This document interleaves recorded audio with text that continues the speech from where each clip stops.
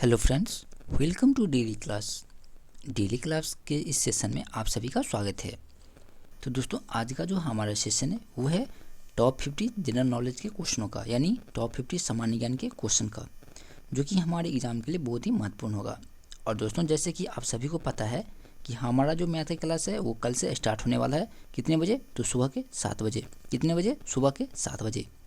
तो कल जो है सुबह के 7 बजे जो है हमारा मैथ का क्लास जो है वो स्टार्ट होने वाला है। और उसके बाद 11 बजे जो है वो हमारा मॉक टेस्ट का क्लास होगा। कितने बजे? 11 बजे। तो कल जो है आपके सुबह में जो दो क्लास है, एक है 7 बजे और दूसरा है 11 बजे। तो 7 बजे जो है हम लोग क्या करेंगे? तो 7 बजे हम लोग जो है मैथ का क्लास अटेंड करेंगे। और उसके बाद मॉक टेस्ट जो है वो कब से होगा? तो 11 बजे से। मॉक टेस्ट जो है वो होगा 11 बजे से। तो आप लोग इसे अटेंड करना बिल्कुल भी मत भूलिएगा। तो दोस्तों, अगर आप हमारे यूट्यूब चैनल पे नए हैं तो हमारे यूट्यूब चैनल डेली क्लास को सब्सक्राइब करना बिल्कुल भी ना भूलें। तो जितने भी लोग लाइव नहीं आए हैं जल्दी से लाइव आ जाइए। और दोस्तों, इस सेशन का पीडीएफ जो है आपको हमारे टेलीग्राम ग्रुप से मिल जाएगा। और अगर आप हमारे टेलीग्राम ग्रुप से नहीं जुड़े हैं तो उसका लिंक जो आपको नीचे डिस्क्रिप्शन बॉक्स में दे दिया जाएगा, वहाँ से आप हमारे टेलीग्राम ग्रुप से जुड़ सकते हैं। तो दोस्तों, बिना टाइम गंवाए चलते हैं अपने सेशन की तरफ। तो दोस्तों, जल्दी से इस सेशन को लाइक कीजिए और इसे अपने दोस्तों के साथ ज़रूर शेयर कीजिएगा। तो चलते हैं हम क्वेश्चन की तरफ। जैसे कि यहाँ पे आप देख सकते हैं, हमारा जो फर्स्ट क्वेश्चन है वो क्या है? क्वेश्चन है हमारा कि कौन सा क्षेत्र मुलायम लकड़ी के बनों के लिए महत्वपूर्ण है। अब आपको बताना है कि कौन सा क्षेत्र जो है मुलायम लकड़ी के बनों के लिए महत्वपूर्ण है। तो दोस्तों, इसका सही आंसर क्या हो जाएगा? कौन सा क्षेत्र जो है मुलायम लकड़ी के बनों के लिए महत्वपूर्ण है? तो शीत शीतोष्ण प्रदेश। कौन सा प्रदेश? शीत शीतोष्ण प्रदेश जो है वो मुलायम लकड़ी बनों के लिए प्रसिद्ध है। अब देखिए, नेक्स्ट क्वेश्चन है, बहुत ही इंपॉर्टेंट क्वेश्चन है। और यह क्वेश्चन जो है बिहार पुलिस कांस्टेबल के लेवल का क्वेश्चन है। और 100% श्योरिटी है कि नदी परियोजना से जितने भी क्वेश्चन होते हैं वो सारे आप लोगों के लिए बहुत ही इंपॉर्टेंट होते हैं। यानी नदी परियोजना से जितने भी क्वेश्चन होंगे वो सारे बिहार पुलिस कांस्टेबल के लिए जो है इंपॉर्टेंट होंगे। तो दोस्तों, उसी प्रकार यहाँ पे हमारा क्वेश्चन है कि नागार्जुन सागर परियोजना किस नदी पर है? कौन सा सागर परियोजना? तो नागार्जुन सागर परियोजना। तो जल्दी से बताइए इसका सही आंसर क्या हो जाएगा? तो दोस्तों, इसका सही आंसर क्या हो जाएगा? कृष्णा नदी पर। किस पर है? कृष्णा नदी पर। तो नागार्जुन सागर परियोजना जो है वो किस नदी पर है? कृष्णा नदी पर। अब देखिए, 3 नंबर क्वेश्चन है कि भारत में पूर्वी तट पर स्थित कौन सा पतन प्राकृतिक पतन नहीं है। दोस्तों, जल्दी से कमेंट कीजिए और इसका सही आंसर बताइए क्या होगा। तो इसका सही आंसर क्या हो जाएगा? चेन्नई। कौन सा? चेन्नई। तो इसका सही आंसर हो जाएगा डी। अब देखिए, यहाँ पे 4 नंबर क्वेश्चन है कि विश्व का सबसे बड़ा द्वीप कौन सा है। क्वेश्चन क्या है कि विश्व का सबसे बड़ा द्वीप कौन सा है। तो जल्दी से इसका आंसर बताइए कि विश्व का सबसे बड़ा द्वीप जो है वो निम्नलिखित में से कौन सा है। तो दोस्तों, कौन सा है विश्व का सबसे बड़ा द्वीप जो है वो कौन सा है? ग्रीनलैंड। कौन सा? ग्रीनलैंड। ग्रीनलैंड जो है वो विश्व का सबसे बड़ा द्वीप है। तो इसका सही आंसर क्या हो जाएगा? डी। और दोस्तों, अगर आपने अभी तक इस सेशन को लाइक नहीं किया है तो प्लीज़ इस सेशन को लाइक करना बिल्कुल भी मत भूलिएगा। और अगर आप हमारे यूट्यूब चैनल पर नए हैं तो हमारे यूट्यूब चैनल डेली क्लास को सब्सक्राइब करना बिल्कुल भी ना भूलिएगा। और दोस्तों, अगर आपने प्रीवियस क्लास को अटेंड नहीं किया है तो आप जो है सारे क्लास को जो है 2 गुने की स्पीड पे जो है अटेंड कर लीजिएगा, जिससे कि आपके एग्जाम में जो है बहुत ही हेल्प मिलेगा। तो दोस्तों, अब चलते हैं नेक्स्ट क्वेश्चन की तरफ। नेक्स्ट क्वेश्चन है हमारा, विश्व की कुल जनसंख्या की लगभग कितनी जनसंख्या एशिया में है। तो विश्व की कुल जनसंख्या की लगभग कितनी जनसंख्या जो है एशिया महादेश में स्थित है। तो दोस्तों, इसका सही आंसर क्या हो जाएगा? 2/3। कितना हो जाएगा? 2/3 भाग। तो विश्व की कुल जनसंख्या का 2/3 भाग जो है वो कहाँ पे है? एशिया महादेश में है। कहाँ पे है? एशिया महादेश में स्थित है। तो इसका सही आंसर क्या हो जाएगा? बी। अब देखिए, यहाँ पे 6 नंबर क्वेश्चन है कि यूएनओ का वर्तमान महासचिव निम्न में से किससे संबंधित है। अब आपको बताना है कि यूएनओ के जो वर्तमान महासचिव हैं वो किस देश से बिलोंग करते हैं। तो यूएनए के वर्तमान महासचिव जो है वो किस देश से बिलोंग करते हैं? तो पुर्तगाल से। कहाँ से? पुर्तगाल से। तो इसका सही आंसर क्या हो जाएगा दोस्तों? बी। इसका सही आंसर क्या हो जाएगा? बी। तो यूएनए के वर्तमान महासचिव निम्न में से संबंधित है पुर्तगाल से। अब देखिए, बहुत ही इजी क्वेश्चन है कि क्विटजल किस देश की मुद्रा है। अब आपको बताना कि क्विटजल जो है वो निम्नलिखित में से किस देश की मुद्रा है। तो किस देश की मुद्रा है? तो ग्वाटेमाला की। किसकी? ग्वाटेमाला की। क्विटजल जो है वो किस देश की मुद्रा है? तो ग्वाटेमाला की। इसका सही आंसर हो जाएगा बी। तो दोस्तों कल का जो 7 बजे वाली क्लास है मैथ का, उसे अटेंड करना आप लोग बिल्कुल भी मत भूलिएगा। और 11 बजे जो है वो क्या होगा, हमारा मॉक टेस्ट होगा, तो उसे भी आप अटेंड करना ना भूलिएगा। अब देखिए 8 नंबर क्वेश्चन है यहाँ पे, वयस्कों में श्वेत रुधिर कोशिकाओं और लाल रक्त रुधिर कोशिकाओं का अनुपात कितना होता है। अब आपको बताना है कि वयस्क में जो है श्वेत रुधिर कोशिकाओं और लाल रुधिर कोशिकाओं का अनुपात कितना होता है। तो दोस्तों कितना होता है, 1:600। कितना होता है, 1:600। तो वयस्कों में श्वेत रुधिर कोशिकाओं और लाल रुधिर कोशिकाओं का अनुपात जो है कितना होता है, 1:600। इसका सही आंसर क्या हो जाएगा, ए। अब देखिए बहुत ही इंपॉर्टेंट क्वेश्चन और बहुत ही ईजी है कि कान की अस्थियों की कुल संख्या कितनी है। तो अब आपको बताना है कि कान में जो है, हमारे जो कान होते हैं उसमें कितनी अस्थियां पाई जाती है। तो दोस्तों कान में कितनी अस्थियां पाई जाती है, तो जल्दी से कमेंट कीजिए और इसका आंसर बताइए कितनी अस्थियां। तो 6 अस्थियां। कितनी, 6। तो कान की अस्थियों की कुल संख्या कितनी होती है, 6। तो हमारा सही ऑप्शन क्या हो जाएगा, सी। सी जो है हमारा करेक्ट ऑप्शन हो जाएगा। अब देखिए नेक्स्ट क्वेश्चन है कि जॉन ग्रेगर मेंडल को आधुनिक आनुवंशिकता का जन्मदाता माना जाता है। तो आपको पता है कि ग्रेगर जॉन मेंडल को जो है आनुवंशिकता का जन्मदाता माना जाता है, क्योंकि उसने आनुवंशिकता के सिद्धांत प्रतिपादित किए थे। तो दोस्तों आपको बताना है कि ग्रेगर मेंडल जो है वो आनुवंशिकता के जन्मदाता कहे जाते हैं। तो आनुवंशिकता का सिद्धांत जो है वो किस चीज़ पर प्रतिपादित किए थे।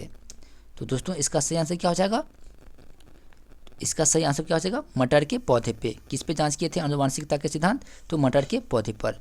और आनुवंशिकता के जन्मदाता किसे माना जाता है, तो जॉन ग्रेगर मेंडल को। जॉन ग्रेगर मेंडल को जो है आनुवंशिकता का जन्मदाता माना जाता है।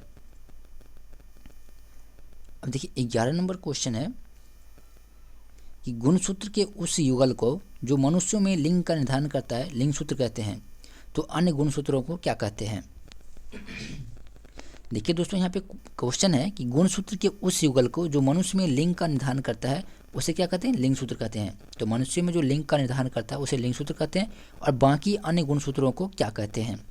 तो दोस्तों क्या कहते हैं, तो अलिंग सूत्र। क्या कहते हैं, अलिंग सूत्र कहते हैं। तो इसका सही ऑप्शन क्या हो जाएगा, ए। क्या कहते हैं, अलिंग सूत्र, यानी ऑटोजोम। क्या कहते हैं, ऑटोजोम। इसका सही ऑप्शन क्या हो जाएगा, ए। अब देखिए यहाँ पे क्वेश्चन है कि लिटमस निम्न में से मिलता है। अब आपको बताना है कि लिटमस जो है वो निम्नलिखित में से किससे मिलता है। तो दोस्तों लिटमस किससे मिलता है, तो लाइकेन से। किससे, लाइकेन से। लिटमस किससे मिलता है, लाइकेन से। तो इसका सही ऑप्शन क्या हो जाएगा, डी। लिटमस किससे मिलता है, तो लाइकेन से। अब देखिए 13 नंबर क्वेश्चन है कि विश्व की पहली महिला अंतरिक्ष पर्यटक इनमें से कौन सी है। अब आपको बताना है कि विश्व की पहली महिला अंतरिक्ष पर्यटक जो है इनमें से कौन सी है। तो दोस्तों कौन सी है, अनुसे अंसारी। कौन सी है, अनुसे अंसारी। तो विश्व की पहली महिला अंतरिक्ष पर्यटक कौन सी है, तो अनुसे अंसारी। इसका सही ऑप्शन क्या हो जाएगा, सी। 14 नंबर क्वेश्चन है कि पवन ऊर्जा उत्पादन में देश में पहला स्थान किस राज्य का है। अब आपको बताना है कि पवन ऊर्जा उत्पादन में देश में पहला स्थान जो है वो किस राज्य का है। तो दोस्तों किस राज्य का है, तमिलनाडु का। किस राज्य का, तमिलनाडु का। तो पवन ऊर्जा उत्पादन में देश में पहला स्थान जो है किस राज्य का है, तो तमिलनाडु का। इसका सही आंसर क्या हो जाएगा, बी। 15 नंबर क्वेश्चन है कि विश्व कप क्रिकेट 2011 के फाइनल मैच कहाँ संपन्न हुआ था। अब आपको बताना है कि विश्व कप क्रिकेट 2011 में जो हुआ था उसका फाइनल मैच जो है कहाँ पे खेला गया था। तो कहाँ पे खेला गया था, मुंबई में। कहाँ पे, मुंबई में। तो विश्व कप क्रिकेट 2011 के फाइनल मैच जो है कहाँ संपन्न हुआ था, मुंबई में। तो इसका सही आंसर हो जाएगा सी। अब देखिए 16 नंबर क्वेश्चन है यहाँ पे कि जजीरा एयरवेज किस देश की विमान सेवा है। तो जजीरा एयरवेज जो है वो किस देश की विमान सेवा है। तो जजीरा एयरवेज किस देश की विमान सेवा है, तो कुवैत की। किसकी, कुवैत की। तो जजीरा एयरवेज जो है वो कुवैत की विमान सेवा है। नेक्स्ट क्वेश्चन है कि उबाला निम्नलिखित में से किस अपवर्तन के कारक का प्रतिफल है। तो उबाला जो है निम्नलिखित में से किस अपवर्तन कारक का प्रतिफल है। तो इसका सही आंसर क्या हो जाएगा, भूमिगत जल का। तो उबाला निम्नलिखित में से किस अपवर्तन कारक का प्रतिफल है, तो भूमिगत जल का। इसका सही ऑप्शन हो जाएगा ए। देखिए 18 नंबर क्वेश्चन है कि निम्नलिखित में से किस अफ्रीकी देश में रेल मार्ग नहीं है। तो आपको बताना है कि निम्नलिखित में से किस अफ्रीकी देश में रेल मार्ग नहीं है।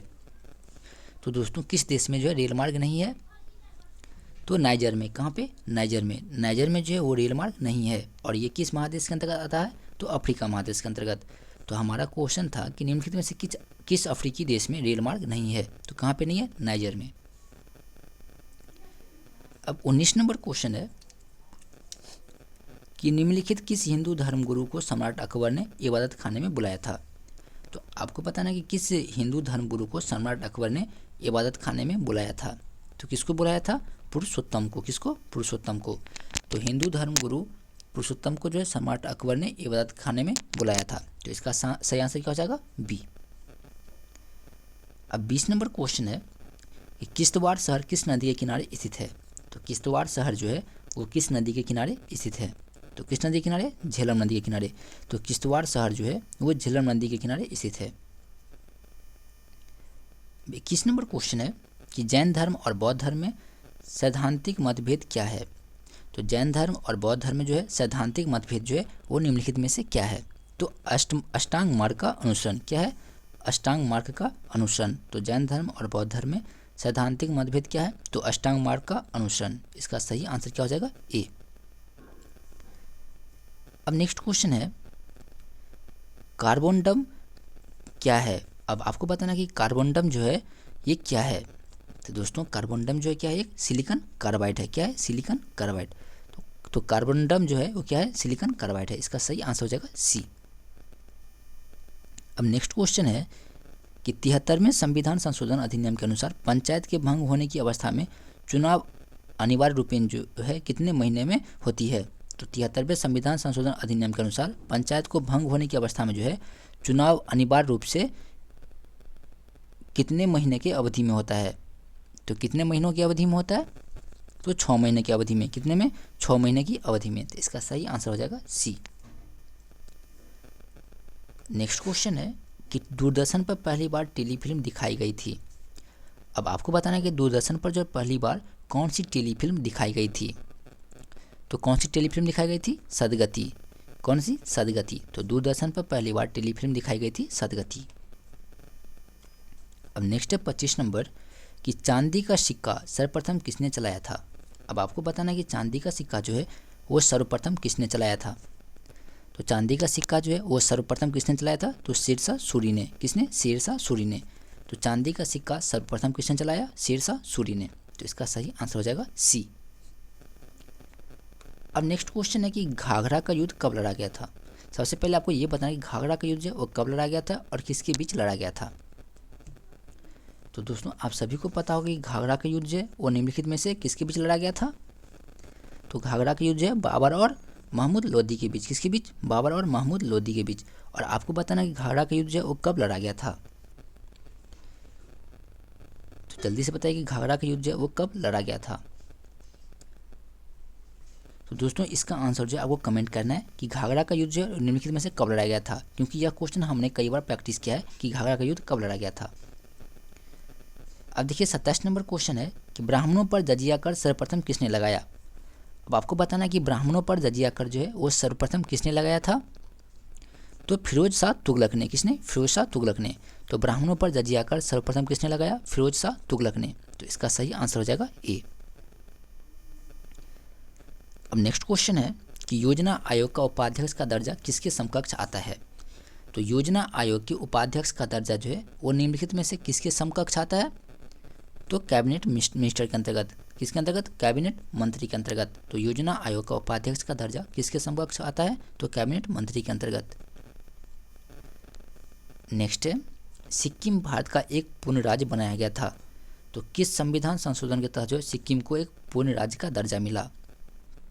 तो सिक्किम को जो है एक पूर्ण राज्य का दर्जा जो है किस संविधान संशोधन के तहत मिला? तो इसका सही आंसर क्या हो जाएगा? सी। 36वें संविधान संशोधन के तहत जो है सिक्किम को एक पूर्ण राज्य का दर्जा मिला। तो इसका सही आंसर क्या हो जाएगा? सी। तो किस संविधान संशोधन के तहत सिक्किम को एक राज्य बनाया गया? तो 36वें संविधान संशोधन के तहत। अब नेक्स्ट क्वेश्चन है 30 नंबर कि किस महासागर में द्वीपों की संख्या सर्वाधिक है? अब आपको बताना है कि निम्नलिखित में से किस महासागर में द्वीपों की संख्या जो है वो सर्वाधिक है? तो इसका सही आंसर क्या हो जाएगा? प्रशांत महासागर में। किसमें? प्रशांत महासागर में। तो किस महासागर में द्वीपों की संख्या सर्वाधिक है? प्रशांत महासागर में। अब नेक्स्ट है योजना पत्रिका का प्रकाशन कहाँ से होता है। अब आपको बताना है कि योजना पत्रिका का प्रकाशन जो है वो निम्नलिखित में से कहाँ से होता है। तो जल्दी से बताना है कि योजना पत्रिका का प्रकाशन जो है वो किस विभाग द्वारा होता है। तो सूचना एवं प्रसारण मंत्रालय द्वारा। किसके द्वारा? सूचना एवं प्रसारण मंत्रालय द्वारा। तो इसका सही आंसर क्या हो जाएगा? सी। योजना पत्रिका का प्रकाशन जो है वो सूचना एवं प्रसारण मंत्रालय द्वारा प्रकाशित किया जाता है। तो इसका सही आंसर हो जाएगा सी। 32 नंबर क्वेश्चन है कि भारतीय मुद्रा प्रणाली में दशमलव पद्धति किस वर्ष से लागू की गई। तो भारतीय मुद्रा प्रणाली में जो है दशमलव पद्धति जो है किस वर्ष से लागू की गई थी? किस वर्ष से लागू की गई थी? 1957 से। 1957 से। तो भारतीय मुद्रा प्रणाली में दशमलव पद्धति का शुरुआत जो है कब से हुआ था? 1957 से। नेक्स्ट क्वेश्चन है 33 नंबर कि गोलकृमि यानी लिमेटोडा से होने वाला रोग कौन सा है। तो गोलकृमि से होने वाला रोग निम्नलिखित में से कौन सा है। तो दोस्तों कल जो हमारा मैथ की क्लास है वो कब है? 7 बजे। तो इसे अटेंड करना आप लोग बिल्कुल भी मत भूलिएगा। और 11 बजे जो है वो हमारा मॉक टेस्ट होगा, तो इसे आप अटेंड करना बिल्कुल भी मत मिस कीजिएगा। तो नेक्स्ट क्वेश्चन क्या है हमारा कि गोलकृमि से होने वाला रोग कौन सा है। तो गोलकृमि से जो है कौन सा रोग होता है? फाइलेरिया। कौन सा? फाइलेरिया। तो गोलकृमि यानी लिमेटोडा। लिमेटोडा से होने वाला रोग कौन सा है? फाइलेरिया। इसका सही आंसर हो जाएगा सी। अब देखिए 34 नंबर क्वेश्चन है। यह क्वेश्चन जो है क्लास में प्रैक्टिस करवाया जा चुका है कि पीतल जो है वो किसका मिश्रण होता है। पीतल जो है वो निम्नलिखित में से किसका मिश्रण होता है? तो जस्ता और तांबा का। जस्ता और तांबा का। पीतल जो है वो किसका मिश्र धातु है? जस्ता और तांबा का। तो इसका सही आंसर हो जाएगा बी। नेक्स्ट क्वेश्चन है कि मानव शरीर में पाचन का अधिकांश भाग किस अंग में संपन्न होता है। तो मानव शरीर में पाचन का अधिकांश भाग जो है वो किस अंग में संपन्न होता है। तो किस अंग में संपन्न होता है? तो छोटी आंत में। किस में? छोटी आंत में। तो मानव शरीर में पाचन का अधिकांश भाग जो है किस अंग में संपन्न होता है? छोटी आंत में। तो इसका सही आंसर हो जाएगा बी। अब देखिए 36 नंबर क्वेश्चन है। तो दोस्तों अगर आपने अभी तक हमारे यूट्यूब चैनल डेली क्लास को सब्सक्राइब नहीं किया तो प्लीज़ उसे सब्सक्राइब करना बिल्कुल भी ना भूलिए। और कल जो हमारा क्लास है मैथ का 7 बजे, तो उसे अटेंड करना आप लोग बिल्कुल भी मिस मत कीजिएगा, क्योंकि मैथ की क्लास जो है हमारे लिए बहुत ही इंपॉर्टेंट रहेगा। तो दोस्तों हमारा क्वेश्चन है कि किस देश की टीम ने फुटबॉल का विश्व कप सर्वाधिक 4 बार जीता। तो किस देश की टीम ने फुटबॉल का सर्वाधिक विश्व कप जीता है? तो इसका सही आंसर कौन सा हो जाएगा? ब्राज़ील। तो किस देश ने फुटबॉल का विश्व कप सर्वाधिक 4 बार जीता है? तो ब्राज़ील ने। तो इसका सही आंसर हो जाएगा बी। अब देखिए 37 नंबर क्वेश्चन है कि भारत ने हॉकी में प्रथम ओलंपिक स्वर्ण कब जीता था। तो भारत ने हॉकी में प्रथम ओलंपिक स्वर्ण जो है वो कब जीता था? तो 1928 में। कब जीता था? 1928 में। तो भारत ने हॉकी में प्रथम ओलंपिक स्वर्ण 1928 में जीता था। अब देखिए 38 नंबर है कि संसद के लिए राष्ट्रपति का अभिभाषण कौन तैयार करता है। तो संसद के लिए राष्ट्रपति का अभिभाषण जो है वो निम्नलिखित में से कौन तैयार करता है? तो केंद्रीय मंत्रिमंडल। कौन तैयार करता है? केंद्रीय मंत्रिमंडल। तो संसद के लिए राष्ट्रपति का अभिभाषण जो है वो कौन तैयार करता है? केंद्रीय मंत्रिमंडल। तो इसका सही आंसर हो जाएगा डी। अब देखिए 39 नंबर है कि निम्नलिखित नृत्यों में से किस एक में एकल नृत्य होता है।